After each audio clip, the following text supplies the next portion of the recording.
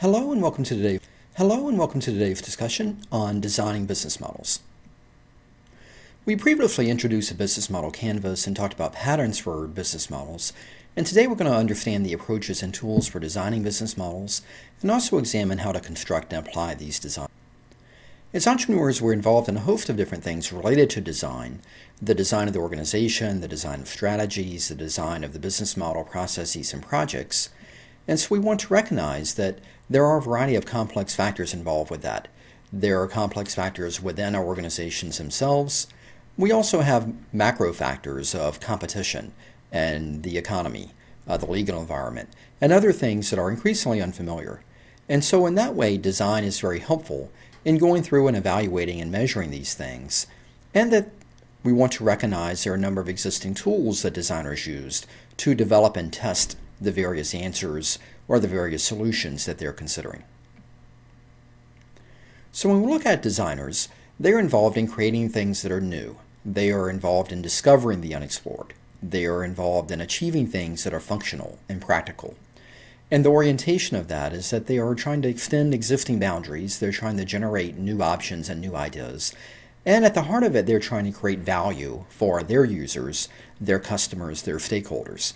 So in that, we see this element of design very much paralleling what it is that we're doing as entrepreneurs. And in that way, we want to think about things that do not exist. We want to think about what we can draw from the design profession that can assist us in developing our business models. One tool that designers use is the empathy map. And with that, you really put yourself in the seat and the heart of the customer to think about what do they see, what do they hear, what do they think and feel, what are pains and gains in the context of what problems do they have, and or what ambitions or goals do they have. And so by thinking about the customer that you are serving or candidate customers that you could serve, putting yourself in their position and really thinking about how they view and see and experience the world is helpful in understanding and gaining a level of empathy of their position and their perspective and how your product, your solution may fit into their lives. Ideation is another tool and technique. And with ideation, one of the fundamental elements before coming up with ideas is making sure that you've got the right people in the room. So this might be the team or the co-founders of the venture. These may also be other advisors and people that you may have as counsel. And with this, it gives us the opportunity to generate a broad set of diverse ideas that we can begin to down select and focus into our business model and help us within the candidate solutions within each of the business model blocks. Visual thinking is very helpful as well. And what we mean by this is an element of storytelling, an element of drawing, an element of really painting a picture or drawing a picture of your product or service and how that fits into the broader environment, how it's influenced by competitors, how it's influenced by market forces, and also what kind of alternatives are out there. And processes that can help improve this level of visual thinking is really capturing the big picture of how your product fits in the market, of getting a reference point, of recognizing the breadth of ideas that you may consider, and also thinking about communication and what's going to be involved in developing the concept and bringing that to market. And we want to also try and involve some candidate customers in this process as well. So in that way, as we've discussed before, it's helpful to try and identify some candidate customers, begin to talk with them about ideas and concepts before you actually have something that's prototyped and in the market. We'd rather understand and validate that the perceived needs and wants of them are indeed true before we go through the expense and the time of actually developing something. So it's very helpful to have them involved in this visual thinking element too. And when we hear of prototyping, we typically think prototyping means that I have a physical product that's near a final version that I can demonstrate.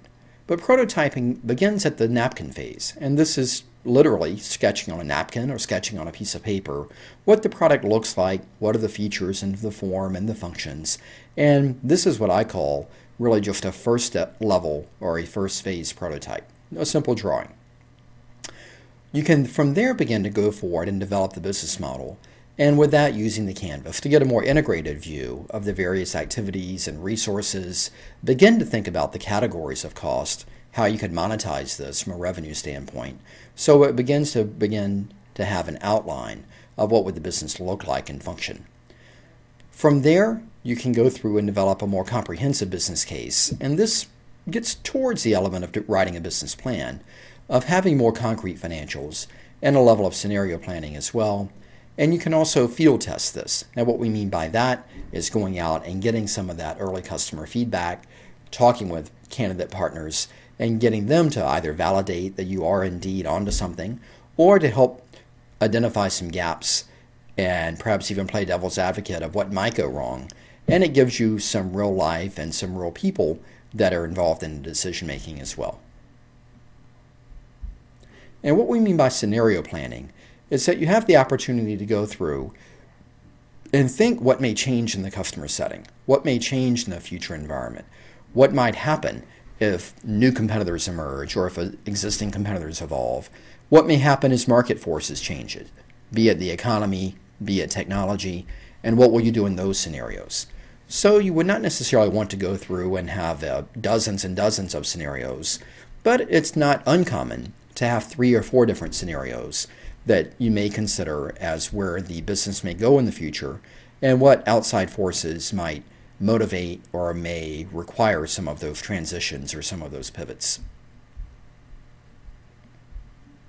And so in summary, we've talked about a number of different design elements of helping us really plan for and think about what doesn't exist yet, of how to go through and capture those customer insights.